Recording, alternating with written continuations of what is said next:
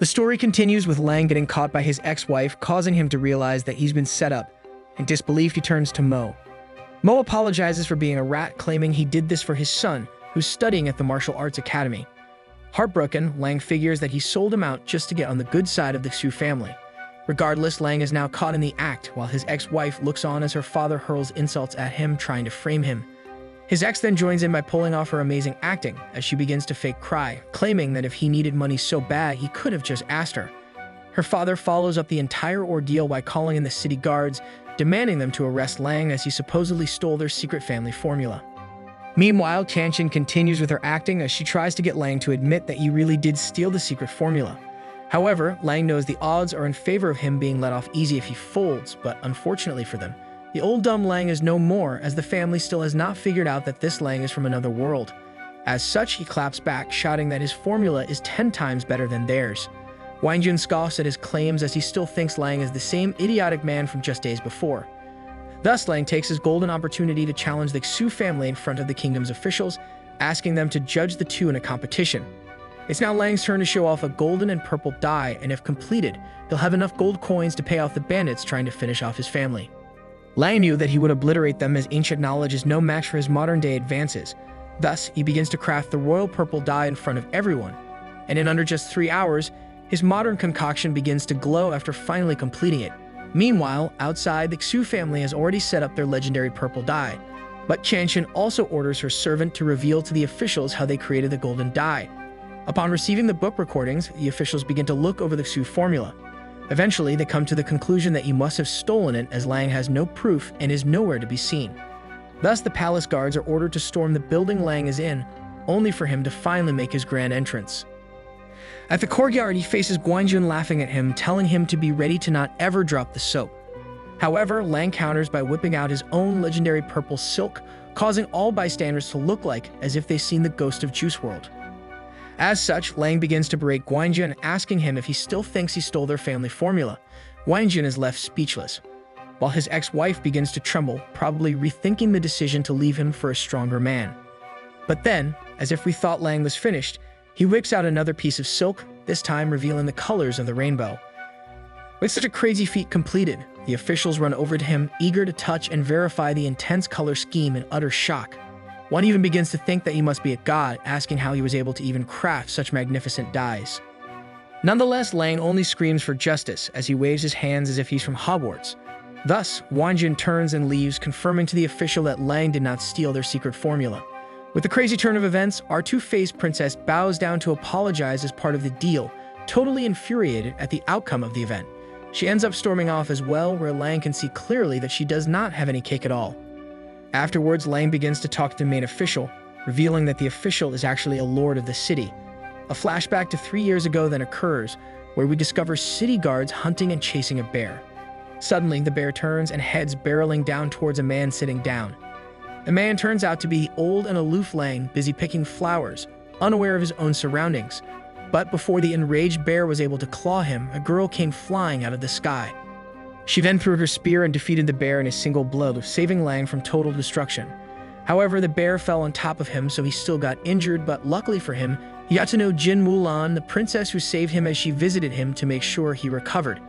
It was at this time that the same lord named Wang Gang came to teach him as a favor for Mulan, as he's trying to be a simp. Unfortunately for Wang Gang, his efforts led to nowhere, as he didn't even get to see the princess the entire time he was simping. At this point in time, the old Lang overheard Wang always hating on Zhang Jin, the same man that stole Lang's wife from his own hands. Back in the present, Wang gets angry that Lang is asking him where Mulan is, so Wang just turns around and storms off as well, bewildered that a bum had the gall to even say the name of the Earl's daughter.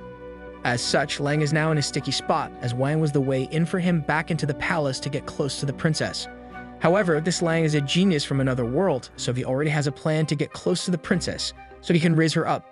Later in the evening, while accompanied by one of the bandits hunting his head, his ex-wife shows up in a wagon, where she tells him that she underestimated him. She then tries to look cute, the same thing she always did with the old Lang. After Tianqin's failed beauty attack, she asks Lang to work for them, offering 10 gold coins per month.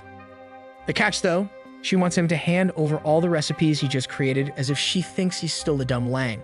Regardless, like a true Chad, Lang ignores his ex and continues walking off into the distance. Now peeved that her simp ex-husband was able to just ignore her, she yells back to remind him that he still owes Hang 1,000 coins due in less than 2 days or else he perishes. Lang is then confused and appalled at how she knew that he was in deep trouble, so he turned around and yells back how she knew about it all. However, this time Kanchan ignores him, only saying that he has until dark to give his answer on whether or not he'll join them. His bandit companion finally speaks up, giving him the advice to accept it, as he only has 7 hours left to respond. He then walks forward, reminding Lang that his time is shrinking faster than my balls during winter. Anyways, Lang figures that the Black Clothes gang and the Xu family will force him to hand over his formulas sooner rather than later. Thus, he looks dramatically into the sky, proclaiming that this has to be fixed once and for all. Moments later, horses came stampeding into the city, where it's revealed that a full garrison is returning back home through the city gates. As if his prayers were answered, Lang looks on as he realizes that the Yamwoo family is finally back. It then dawns on him that this is his chance to finally see Mulan after all these years. Lang is then quick to action as he instantly finds her and decides to walk in front of her galloping horse. She actually runs him, so he gets sent flying as he watches her just pass by. But luckily, she finally noticed him, so she got off her horse to investigate if he's still alive. Upon further inspection, she finds Lang still breathing, so the goddess orders her companions to take him back to the castle for treatment. After some time, Lang found himself inside a wagon, so he peeked outside with one eye, where he's able to see the Xuanwu castle on top of the mountain. The castle is like nothing he's ever witnessed, as even the powerful Xu family did not even come close in comparison. Nonetheless, inside the main chamber, Mulan arrives and greets her parents. This time, her beauty is finally unraveled, as her distinct red coat of armor is put away. Unfortunately, she hears news from her parents and high officials that things have gone downhill due to a new decree lowering their military power. As such, the war princess is quick to swear loyalty to her family, proclaiming that she'll never marry so she can help and assist her younger brother, heir to the throne. Although her intentions were good, the Earl counters saying that her brother is way too incompetent, wishing that she was instead the heir to the family.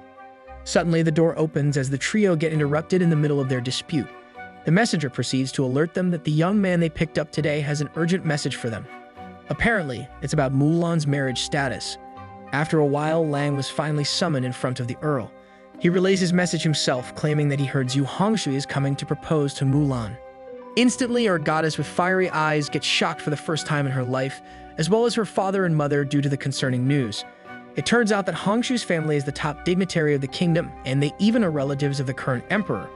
Refusing to believe the news, the Earl questions Lang, but he finally reveals to them that he used to be the son-in-law of the Xu family, which is why he's privy to the top secret information.